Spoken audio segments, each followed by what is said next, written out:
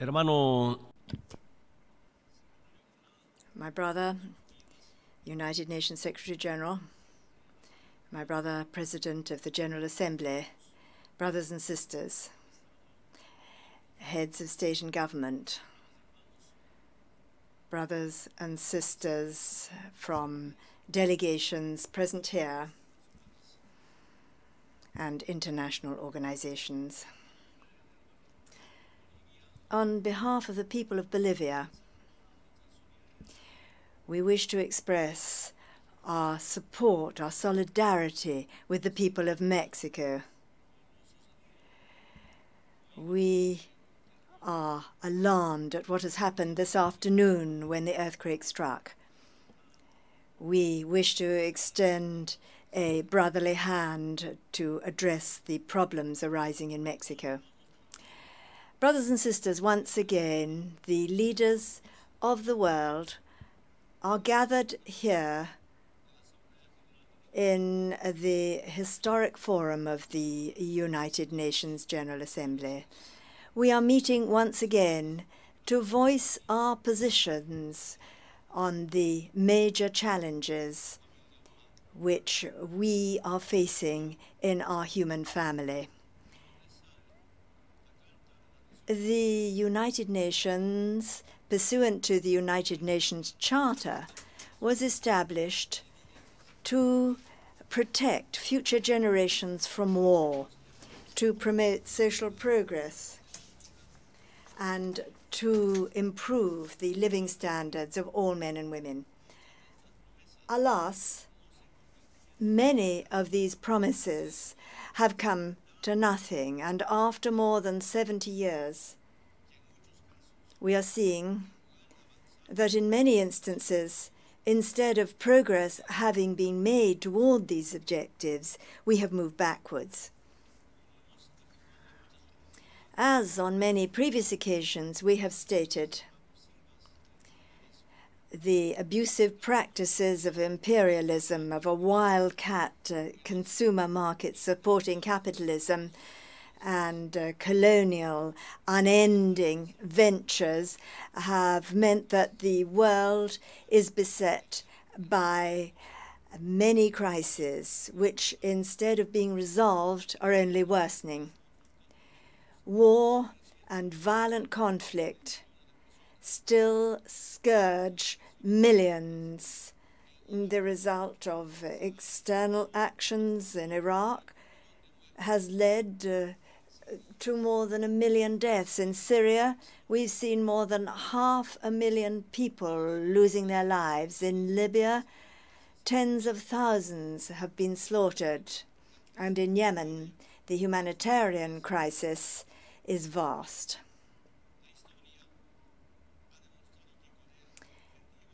History has shown that the seizure of natural resources and political domination of the world has led to the deployment of military bases, the organization of invasion, the fall of governments. This to create chaos in order to benefit from it. Many such invasions have led to the rise of terrorist groups, unleashing violent conflict, attacks on civilians, leading to even greater harm for innocent victims. Bolivia condemns terrorism, and we call for it to be combated by striking at the structural causes of it. Brothers and sisters, in addition to this situation, we have the climate crisis. Once again, this year has been the hottest in the history of our globe. Hurricanes, earthquakes, floods, droughts, air pollution, pollution of oceans, and the loss of species are the product of the capitalist model of consumption and industrialization, which is untrammeled. In this situation, the countries of the southern hemisphere, we who pollute least, are those who suffer most from the consequences. All countries must comply with the Paris Agreement in order jointly to face the vast challenges to save our planet. It is unjustifiable, it is inadmissible that the United States should have decided to turn its back on the Paris Agreement. It is one of the main polluters. It has rejected falling in line with the global effort, and thus its government has become a threat to Mother Earth. We need unshakable political will, single political will. We cannot hope that it will be market forces that will finally convince the leaders of the capitalist world to take action.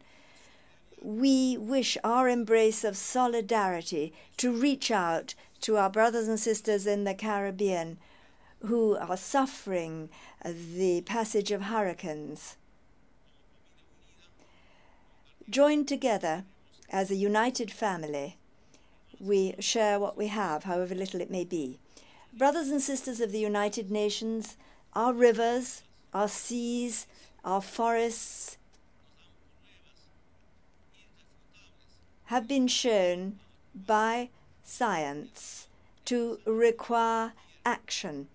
Water is the lifeblood of Mother Earth. It feeds our rivers, lakes, seas, oceans. It is a source of life, a balance. These are universal common assets covering 3/4 of our globe, of our home, affecting the coasts of all continents and all islands on the earth. Without any distinction of political borders or nationalities, we must respect, share, and keep them for future generations. Bolivia has promoted the recognition of water as a human right. It is essential for the survival of mankind. Therefore, in our constitution, we prohibit that this be used for profit or trade. The use of water must mean there being opportunities promoting cooperation, interaction, and harmony amongst peoples instead of conflicts on the ownership or origin or use of water. We have to consider human rights, the sovereign rights of our natural resources. We have to seek agreements of good neighborliness. And it is in this way that Bolivia hopes to resolve its differences on the waters of Salada today before the Court of Justice. Water should not be the source of internal or international conflict. All states, nations, communities, peoples, social movements, and individuals must be united. Bolivia is the heart of the water basins of South America. It's very important that where water flows, so too must peace flow. Brothers and sisters, the world is hotter each year, but it's also more unjust, more unequal. The gulf between those who have everything and those who have virtually nothing widens more and more. According to Oxfam's most recent report, 8 people are as wealthy as 3,600 million people, in other words, half the population of the planet. Inequality is immoral. If 800 million people suffer from hunger, this is not because there's a lack of food. If millions of children die of infectious diseases, it's not because there is a shortage of medicines. If 1,000, 100 people, hundreds of people are without electricity, it's not because there's a lack of energy in the world. If people are illiterate, it's not because there's a lack of books. If people are poor in the world, it's not because there are no resources. Wars, terrorism, and other conflicts mean that we are going through the worst humanitarian crisis since the foundation of the United Nations. More than 128 million people are requiring humanitarian assistance in 33 countries. More than 65 million people have undergone forced displacement. More than 22 million are refugees. This is the highest number in the entire history of mankind. More than 10 million are stateless. Brothers and sisters, this calls for our attention. Bolivia condemns the building of walls and laws which aim to criminalize migration. We therefore propose the creation of a universal citizenship. This social and migratory crisis stems from the world order with domination, with measureless greed, which generates violence, promotes inequality, and destroys Mother Earth.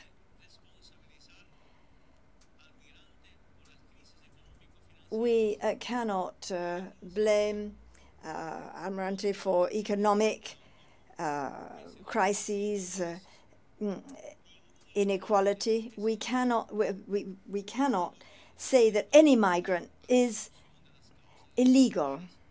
Governments must strike at the root causes which lead to this phenomenon, like wars, the consequences of climate change, or economic asymmetries amongst states, announcing greater restrictions on migration policy, massive expulsions, and the building of walls. Walls go counter to the history of mankind. Walls harm science and knowledge. Walls imprison souls. They set fire to hope, hate, put an end to freedom. In June, in Tequepayo, Bolivia, representatives of social movements of 45 countries throughout the world came together in the World Conference for a World Without Walls towards universal citizenship. There, we set forth alternative proposals with a humanist vision to welcome, protect, promote, and integrate migrants. Pope Francis, our brother, in August this year, addressed a pastoral letter and called upon governments of the world to work jointly against criminal networks trafficking in human beings, declaring the slavery and trafficking of people as a crime,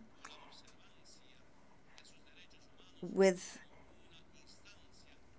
there being a universal jurisdiction to observe and ensure the observance of human rights.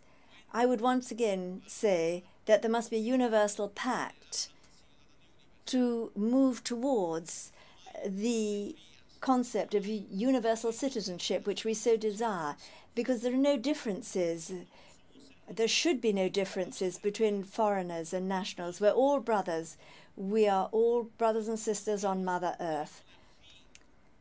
The United States must unilaterally and unconditionally put an end to the unfair blockade which for more than 60 years has been responsible for so much suffering amongst the Cuban people. This is an unjust policy, a policy which has failed, and it must therefore come to an end. The new actions announced by President Trump mean an increase in the financial and trade blockade against Cuba and reverse the progress made between Cuba and the United Nations. The United States, must not just lift this blockade, but provide economic reparations for the damage caused and return Guantanamo to Cuban sovereignty. I pay sincere tribute to the memory of Commander Fidel and Comandante Che Guevara, who warned us from this forum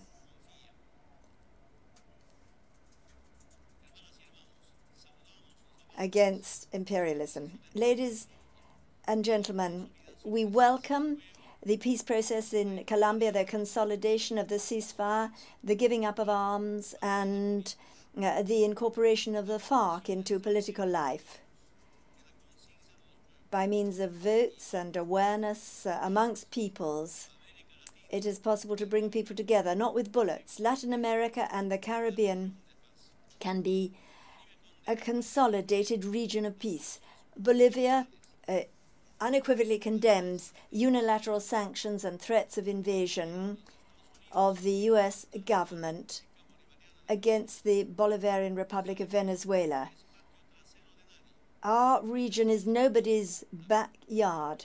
We also reject the conduct of Luis Almagro, the Secretary General of the OAS, who is the spokesperson of anti-Latin American voices. And we express our support and solidarity for President Nicolas Maduro and the people of Venezuela. We hail and support the continuation of democratic dialogue. For Bolivia, the Palestinian cause cannot be given up. We condemn the Israeli occupation of Palestinian territory. We condemn the construction of new settlements. We condemn the military aggression against the Palestinian people. We demand that the two-state solution be implemented with a Palestinian state with the pre-1967 borders and with East Jerusalem as its capital. We condemn the unilateral and illegal military actions of the United States with deployment in the Arab Syrian Republic. We hail the efforts of the Russia, Iran, Turkey to lead to a ceasefire and contribute to the process for negotiating peace. We believe that were it not for interventionism, this war would not have occurred. Bolivia condemns the abuse, manufacture, and use of all chemical weapons. These are a serious threat to peace, security, and life itself. We demand that any military solution to the Korean Peninsula be avoided, and that as soon as possible negotiations be resumed in order peacefully to resolve this conflict. It is clear that the main threat against Mother Earth, against multilateralism, against peace and freedom is the United States government. Brothers and sisters, it is my duty to tell you of the economic and social situation of my country. Bolivia has consolidated an economic model which has successfully countered the global crisis of the capitalist system. Bolivia leads the economic growth in our region. We are cooperating. We are a land free of illiteracy. We are without U.S. military bases. We are without debt, without the actions of the World Bank and the IMF. In the last 10 years, we have reduced extreme poverty from 38.2% to 6.8%. And for 2025 we shall eradicate it. We have reduced inequality in 2005 10% held 108 times the wealth of the poorest 10%. Today, we see Bolivia as the second country in the world with the greatest number of women in parliament. We are committed to multilateralism, to the principles of the United Nations Charter, to the peaceful and negotiated settlement of disputes.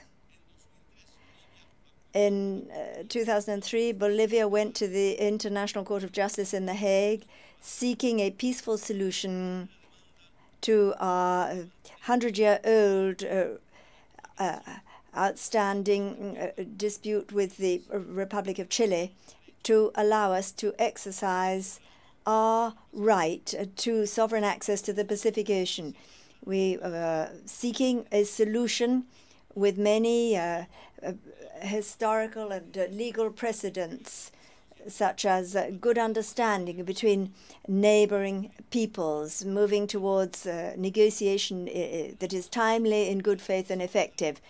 We vest our trust in the court's decision and a process of dialogue and negotiation, which, unlike invasions which we suffered in the past, will contribute to the overcoming of differences in order to foster our complementarity of free and sovereign, peaceful access and use of shared natural resources.